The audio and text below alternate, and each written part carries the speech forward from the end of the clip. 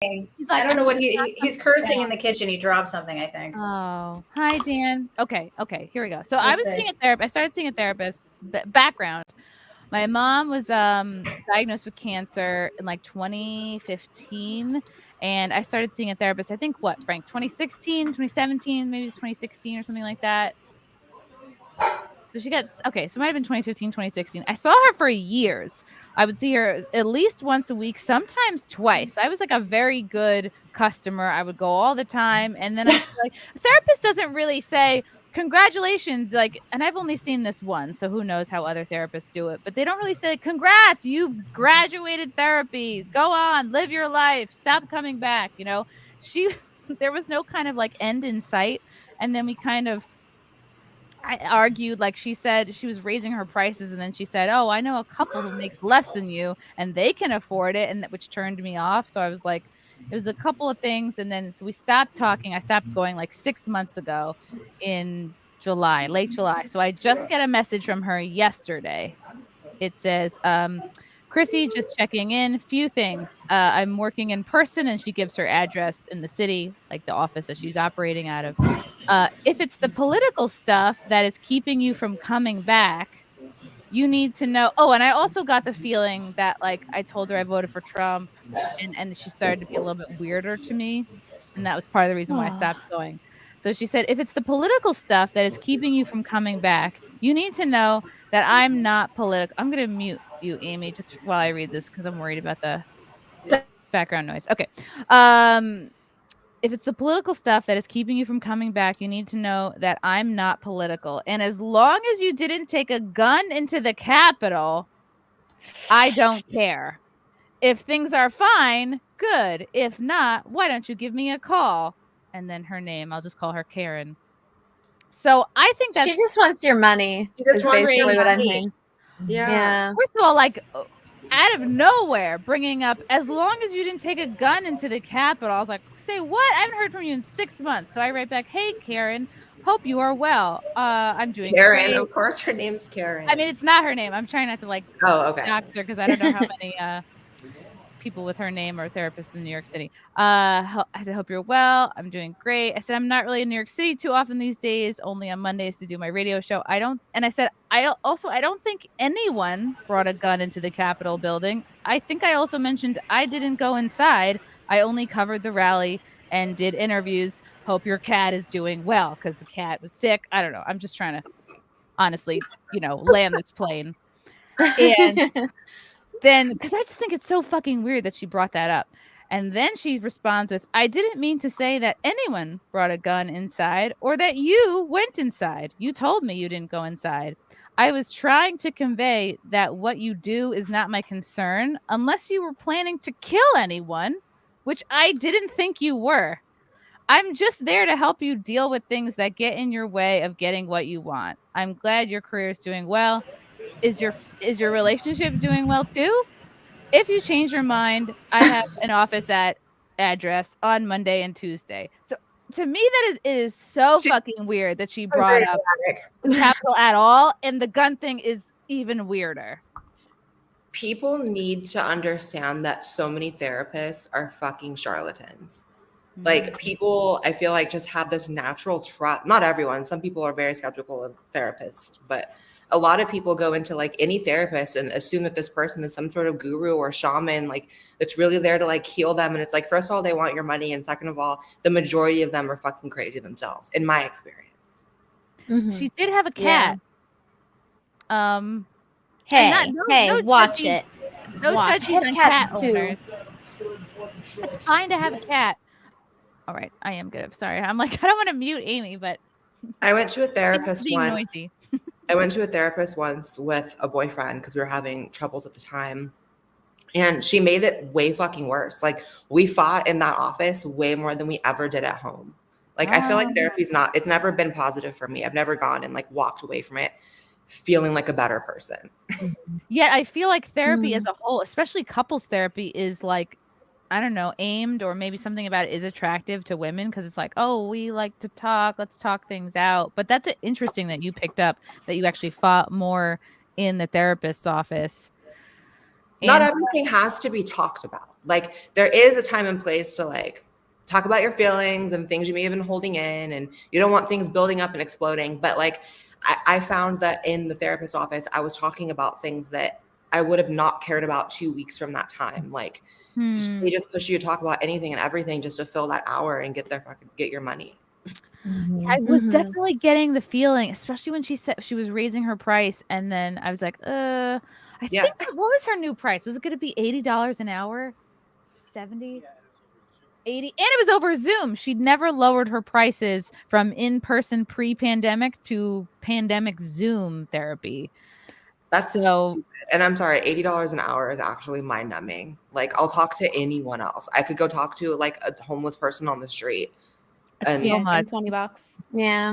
And I think I think a portion of it was being covered by my insurance at the time. Like I think maybe I was like co-paying her, like, I don't know.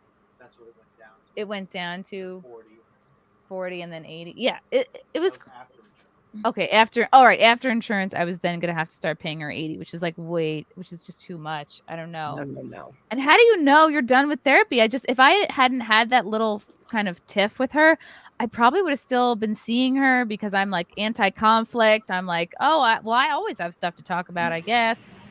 And it was the politics thing, it was the money thing that just made me go like, ew. That was an incredibly awkward email. Yeah, and that's rude as fuck. It's rude as fuck to be like, I know someone poorer than you that can afford it. It's like, yeah, who the fuck says that? That's a terrible somebody that wants your money. Somebody that wants your money and doesn't care about you. Well, they don't like know your financial situation. Just who like. I think she did. I think she did know because I was seeing her at the time. She was helping me like try to negotiate, like, because that's the thing. I feel like she used the knowledge of me against me because one of the issues I talked about in therapy was like, I'm not getting a raise at work. I just need the guts to ask for a raise. So then I told her like what I was making, and she's like, oh, you deserve to make XYZ. Like at the time I was like this, executive assistant for a high profile person. Oh, you should be making this much more. And we kind of talked about how I can ask for, so she knew exactly what I was making. And I feel like she later used that information against me by saying like, oh, I know this couple who makes less and they can pay it. And I was like, ew, first of all, you don't know like what all my expenses are, how those expenses change over time. Also confidentiality, like why is she randomly throwing her patient's information in there? And it's like, it's already hard enough as it is to go to therapy to motivate people to go and actually talk about their problems and fix them. And then she's going to go and politicize it and make it uncomfortable. She's a terrible therapist, in my opinion. No offense, Chrissie. I know it feels good. Like I feel better about kind of putting her on the fade now, especially like I've been seeing this woman like once a week, sometimes twice a week for a few years. Why would she even, doesn't she know me pretty well at this point? Why would she even say, oh, as long as you didn't bring a gun into the Capitol? It's like, girl, don't you know me at all? Like, don't you know me well enough to know I would never do that? It's just a little. And even if you did, hello, I need therapy. Like, we still need to talk. Like, you're not a very good salesperson. Like, I'll help you with your problems, but not if you have those kind of problems. Like, yeah, that's above my pay grade. Doesn't make very much sense. I remember if anything, that would get her more sessions with you because you have a problem in her opinion, so she can make even more money off of you. You know, when I first started seeing her, I was like, out of curiosity, I was like, "Ooh, is there anybody like you wouldn't see?" And she said, "Pedos," and I was like, "That I fully agree with. I guess right? There's certain people." And she also said she would never be a therapist to Trump. That should have been the first sign. Yeah, of bias. Like, girl, he would never hire you. So what are you working? Yeah. Well, did she specify like narcissism or something like that, like personality types like that? Maybe. Like she just doesn't specialize in that, so she can't talk to people like that. Like pedophiles, it would be pretty hard for a therapist to kind of relate to them. I think, like most humans. That's not going to work once a week therapy. They need a little more than once a week. That would require some like you have to be a special type of therapist to be able to talk to those kind of people. Which I totally understood because her office was near a playground. And I'd be like, oh, yeah. I mean, like on one hand, you might get a lot of business. On the other hand, they're tempting themselves every time. So I would just want to say, I know that you guys said you don't like therapy, and I agree. There's definitely like the therapy question of like them trying to fleece you for your money, especially if it's like after like maybe 2 months and your problems aren't solved or whatever, or at least like getting worked on. But in my opinion, for me, I was in and out of therapy since I've been like 5 years old. And I like being able to like complain at someone for an hour straight. Like I love just like nagging someone for an hour straight. It was good to vent. Sometimes it really felt good. But then it was like years later and I was like, oh, I feel like I'm working on a couple of the same things. So, and then there were times that she would feel like a friend sometimes. I would be like, so how is your cat? Like I would start therapy sessions with me asking about her freaking cat. Oh, how's your son? Is he back from pilot camp or whatever?